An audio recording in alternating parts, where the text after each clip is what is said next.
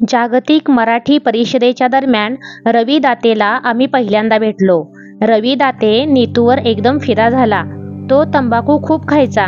नीतूनं त्याला काय सांगितलं माहीत नाही, पण नीतूला भेटल्यावर त्यानं आपली ही सवय सोडून दिली. नीतूच्या मित्रपरिवारात मैत्रिणीही असायच्या.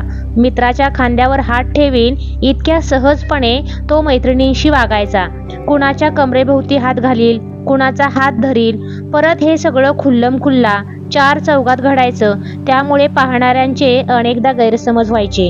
एकदा रात्री उशिरानं कन्सल्टिंगवरून परत येताना मी नीतूला हेमाताईकडून काहीतरी वस्तू आणायला सांगितलं होतं.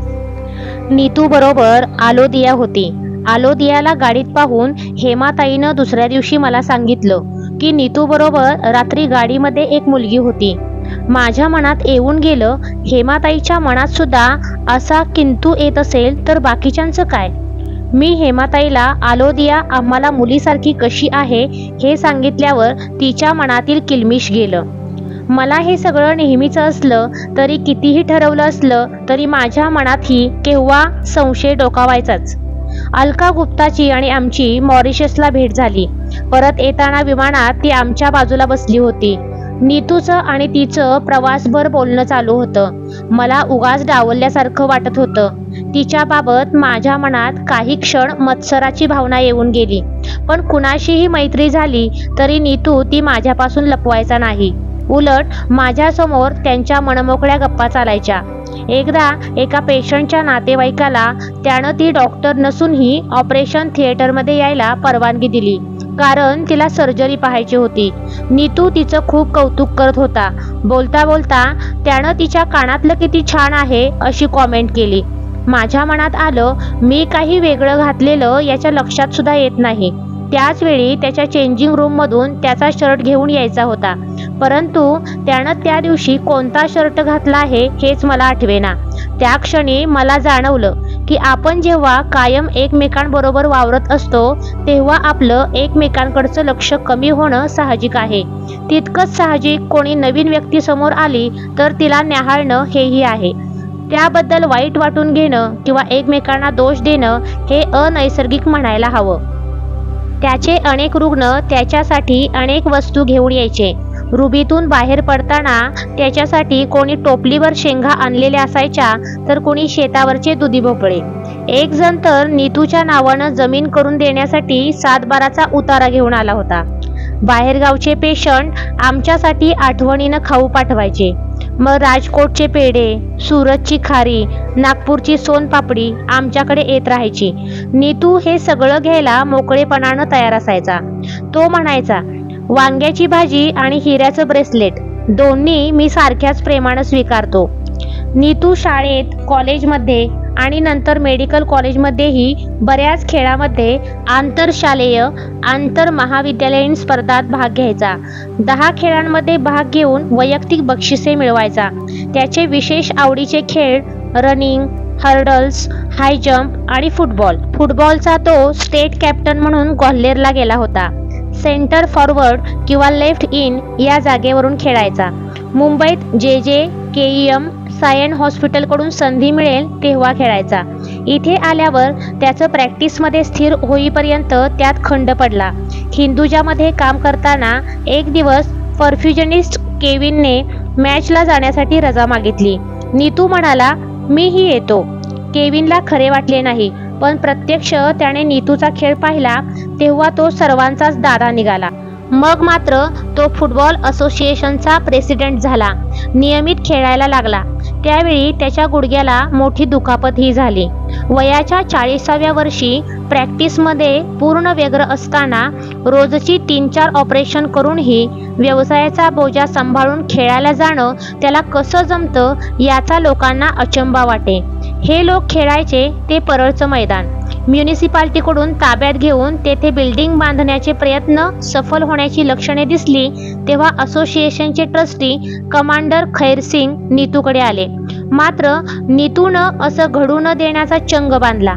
शिवसेना प्रमुखांकडे थेट जाऊन त्यांना समजावून सांगितले, मला कळायचे नाही की ऑपरेशन चालू असताना केव्हाही हे खैरसिंग फोन करतात आणि नीतू त्यांना एवढं महत्त्व का देत होते. हे मैदान त्या लोकांच्या तावडीतून नीतूनं सोडवलं.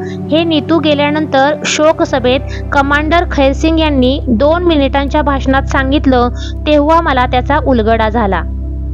कलाकारांवर तो विशेष खुश असायचा. त्यांना जाऊन भेटणं, त्यांना आपलंसं करणं, त्यांना प्रोत्साहन देणं आणि त्यांना किंवा त्यांच्या नातेवाईकांना वैद्यकीय सल्ला, इलाज मोफत किंवा सवलतीच्या दरात करायची संधी तो सोडत नसे. विशेषतः मराठी कलाकारांच्या बाबतीत त्याला आणखीन सॉफ्ट कॉर्नर होता. सुयोगच्या सुधीर भट आणि गोपाळ अलगिरी यांच्याशी दोस्ती झाल्यावर ते एकमेकांच्या प्रेमात पडले आणि नीतूने सुयोग नाटक संस्थेला प्रोत्साहन आणि आर्थिक मदत केली. तसेच सुयोगनेही नीतू गेल्यावर लगेच प्रयोग मांडके फाउंडेशनला अर्पण केला. लहानपणापासून नीतूची ॲलर्जीची प्रकृती होती. त्याला बाळदमा झाल्याचं आई सांगतात. घरी सतरंजी झटकली की त्याच्या शिंकांची माळ सुरू झालीच म्हणून समजावं. मग तुम्हाला हीच वेळ सापडली का असा ओरडाही हमखास. त्याची आंघोळ झाली हे त्याच्या आसमंत हादरवणाऱ्या शिंकेवरून समजावं. एकदा नागपूरला कॉन्फरन्सला गेला असता एकादशी असल्यामुळे उपासाची खिचडी खाल्ल्याचं निमित्त झालं. मुंबईला आल्यावर दुसऱ्या दिवशी सकाळी मला म्हणाला, माझ्या पाठीला काय झाले बघ. मी पाहिलं तर संपूर्ण पाठीवर मोठमोठ्या लादी आलेल्या. मला ते पाहूनच चक्करल्यासारखं झालं.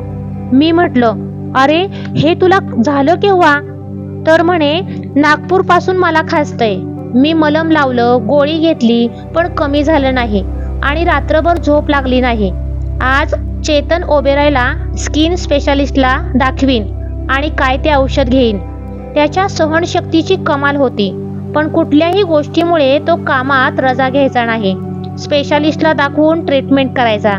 त्याप्रमाणे 8-10 दिवस इलाज केल्यावर बरं झालं, पण मधून मधून डोकं वर काढत असे आणि नक्की कशाची ॲलर्जी आहे हे मात्र कळलं नव्हतं. चेन्नईला 2002 साली कॉन्फरन्सला गेलो असता कार्डिओथोरॅसिक सर्जन्स कॉन्फरन्सचं उद्घाटन राज्यपालांच्या हस्ते झालं. नीतू असोसिएशनचा अध्यक्ष होता. त्यानंतर VIP कक्षात महत्त्वाच्या मंडळींना अल्पोपहार होता. तिथे ज्यूस सँडविचेस होती. नीतूने फक्त ज्यूस घेतला. त्यानंतर मी बरोबरीच्या मुलींना घेऊन बीच दाखवायला गेले. नीतू रूमवर गेला. दुसऱ्या दिवशी त्याला प्रतिष्ठित अध्यक्षीय भाषण सादर करायचं होतं. त्यासाठी चारुता जुईही हजर होणार होत्या. थोड्याच वेळात त्याला अस्वस्थ वाटले म्हणून त्याने मला मोबाईलवर संपर्क साधण्याचा प्रयत्न केला. ट्रॅफिकच्या आवाजात मला ऐकू आलं नाही. मग त्याने हॉटेलमधील त्याच्या मित्राला डॉक्टर प्रसादराव यांना फोन केला. त्यांना वाटले नीतू मजा करतोय, पण तरीही नीतूच्या खोलीत गेले तर नीतूला घाम फुटलेला, उलटी झालेली, दम लागलेला आणि थंडीनं तो उडत बेडवर आडवा झाला होता. प्रसादराव यांनी घाबरून तातडीची व्यवस्था बोलावली. डॉक्टर औषधं घेऊन आला. पटापट इंजेक्शन दिली, कार्डिओग्राम काढला. तो नॉर्मल होता. तासाभरात नीतू ठीक झाला. वेळेवर प्रसादराव आले नसते तर? मी 2 तासांनी ठरल्याप्रमाणे रात्रीच्या जेवणासाठी गेले तर तिथे माझ्यासाठी तातडीने हॉटेलवर परतण्यासाठी निरोप होता. मी रूमवर आले आणि त्या 2-2.5 तासात झालेल्या घडामोडींवर माझा विश्वास बसेना. आम्ही दमास्कस, सिरिया इथे मिकास सर्जरी करायला जायचो. तिथला सर्जन तलाल फरेज यांच्यावर इस्रायलला नीतूचं भाषण ऐकल्यापासून नीतूची प्रभावी छाप पडली होती. म्हणून तो दरवर्षी कॉन्फरन्सपूर्वी आम्हाला पिकनिकला न्यायचा. असेच आम्ही 3 गाड्यातून चाललो असता नीतू व इतर स्टाफ असलेल्या गाडीला अपघात झाला व ती खोल खड्ड्यात पडली. गाडीचे चाक निखळल्यामुळे हा अपघात झाला.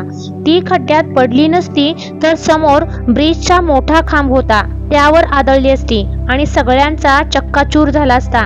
आमची गाडी पुढे होती. तलाल फरेजला आरशात मागच्या गाडीचे काय झाले ते दिसले. त्याने इमर्जन्सी ब्रेक लावला व दार उघडून मागे पळत सुटला. आम्हाला नक्की काय झाले ते कळेच ना. आम्ही उतरून मागे चालत आलो तेव्हा खड्ड्यातून एक जण वर आले. कुणालाच विशेष दुखापत झाली नाही, पण मुली घाबरून रडत होत्या. नीतू म्हणाला, 10-15 सेकंद मला वाटले आता सर्व संपले, पण मग लक्षात आले आपण जिवंत आहोत आणि मग आश्चर्य वाटले. नीतू दिवस रात्र सतत माणसांच्या गराड्यात असायचा. कित्येक जण आपले प्रश्न घेऊन त्याच्याकडे यायचे, त्याच्याशी मोकळेपणी बोलायचे. तोही त्यांच्या समस्यांशी समरस व्हायचा, त्या सोडवण्यासाठी मनापासून प्रयत्न करायचा, आसपासच्या लोकांना भरभरून द्यायचा. परंतु त्याच्याशी बोलताना मात्र एक ठराविक अंतर पार करणं कुणाला जमलं असेल असं मला वाटत नाही. त्याला कोणी 5-10 वर्षांनी भेटलं तर पहिल्या इतक्याच आत्मीयतेनं तो हसू बोलू शकायचा. पण तो स्वतःची बारीक सारीक गोष्ट कुणाला विश्वासानं हक्कानं सांगत असेल असं वाटत नाही. कित्येक माणसं त्याचा आधार घ्यायची, पण आपलं ओझं टाकता येईल असा माणूस त्याच्या आयुष्यात होता असं वाटत नाही. अनेक जण त्याच्यात गुंतायचे, पण हा मात्र सगळ्यात असून नामानिराळा राहायचा. त्याचं प्रचंड काम आणि समाजातील स्थान पाहिलं की त्याचा वेळ उगीचच्याच उगीच कोणी मागू शकायचं नाही. कोणासाठी केव्हा आणि किती वेळ द्यायचा हे तो नेहमी ठरवायचा. त्यामुळे तो आपल्यासाठी देतो तो वेळ खूप आहे आणि महत्त्वाचा आहे असं माझ्यासकट सगळ्यांना वाटायचं. चारुताने एकदा नीतूला विचारले होते, बाबा, तुझा हॉस्पिटलचा एवढा पसारा आणि तू एवढा प्रवास करतोस, तू काही लिहून ठेवलंस का? आम्हाला कसं कळणार तुझं काय कुठे आहे आणि आम्ही काय करायचं? त्यावर तो विनोदाने म्हणाला, मला माहिती आहे बाईसाहेब, तुमचा माझ्या प्रॉपर्टीवर डोळा आहे, पण मला 100 वर्षांपर्यंत काही होणार नाही, त्यामुळे तुम्ही काळजी करायचं कारण नाही. वेळ आली की सगळं सांगेन तुम्हाला. असा त्याचा विश्वास स्वतःच्या प्राक्तनावर आणि अशा सकारात्मक दृष्टिकोन. मग असे कसे झाले? कधी कोणी त्याच्यावर आपला हक्क प्रस्थापित केला नाही. ज्याला मित्र म्हटलं त्याला त्यानं दुखावलं नाही. पण तरीही मला सतत वाटत आलं की हजारो माणसांच्या गर्दीत 1760 व्याप सांभाळताना सुद्धा हा माणूस कायम एकटा राहिला.